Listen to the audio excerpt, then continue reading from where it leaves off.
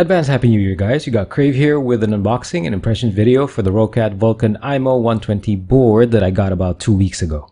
I've been watching this keyboard since I caught wind of it around June, and I decided to stick with my Corsair K65, and after some months I decided to just go for it. Now I want to mention that this isn't my first time to own a Roccat product. I've had another keyboard and mouse made by them. In fact, I still have the Cone Pure lying around. I guess I just couldn't get rid of it. And I think my wife uses it once in a while with her laptop. The first thing about the board that I want to mention is perhaps it is the best looking board I have seen from, I guess, any manufacturer. Even unplugged, it looks fantastic with a very solid feel. Now, the brushed aluminum surface with the design lines that go with it really give it a very nice clean look, and I would even think that it looks a bit professional. The AIMO 120 compared to the 100 comes with a wrist rest, which looks good, it just looks good by itself. However, I dislike very much the magnetic implementation. I move my board, my pad, and my mouse around at times, and the wrist rest just detaches easily. If you don't find that piece of the board useful, just get the AIMO 100, as I understand that's the only difference between the 120 or the 100. Or if you still want the wrist rest but not the hard surface feel that goes with the 120, then just get something like the padded one from HyperX and pair it with a non-120 AIMO. Aside from the very good design, the exposed switches that go with it are perhaps the most obvious thing about the Vulcan. Roccat calls them Titan switches, and they are perhaps the most exposed compared to any other manufacturer or any other RGB board I've ever seen.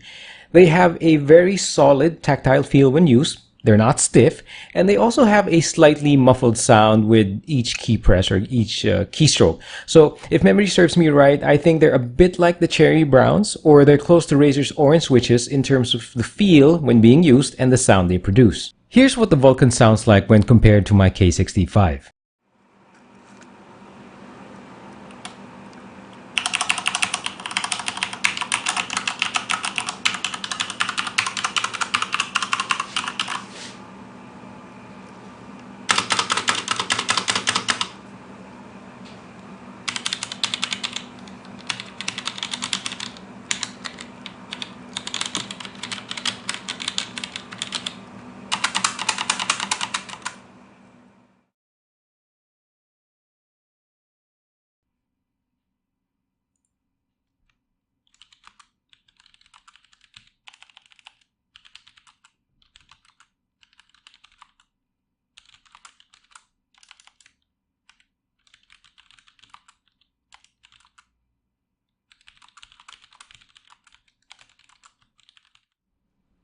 Overall though, for gaming and for typing, the experience of using the board is really just great. The spacing, the layout, and feel for each of your key presses is just really comfortable.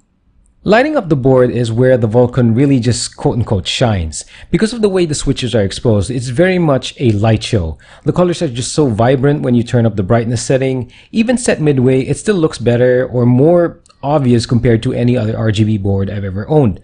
Now, the light shines pretty well through the keycaps, and I just initially thought it wouldn't be possible because I thought that the light would bleed underneath the caps, but surprisingly the RGB effect just simply goes through nicely. And I just want to mention that the font type for the keycaps used in the Vulcan was very nice. It has a cleaner and not too gamey look.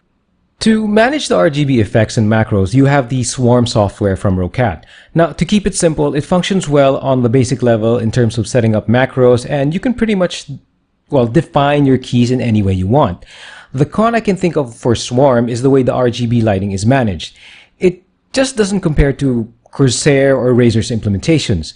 You can get some basic color setups, but nothing that you can mix and match similar to what you could do with Corsair's Q. Too bad though, the board's design just feels wasted with a very simple RGB system. I also want to mention that there is a specific lighting configuration called AIMO. Aside from testing the feel of the product for about 2 weeks, I also wanted to know what was so unique about the AIMO config. As it turns out, I couldn't notice anything special about it. It's basically just a reactive configuration, but other than that, it doesn't do anything so different. So I basically just got off AIMO config and went with a somewhat standard setup. Overall though, I couldn't be happier with the board. There are some minor issues, yeah, like the magnetic wrist rest and the simplicity of the RGB aspect of Swarm, but it doesn't really detract from the very good experience I've had so far with the Vulcan. This is the best board I've owned so far. Yeah, it's even better than the two Black Widow Ultimates I've owned before. It's really just a great piece of hardware. Anyway, I hope you've had a pretty good 2018 and that 2019 gives you all the great things you've ever wanted. So thanks for checking this out, and I'll talk to you soon.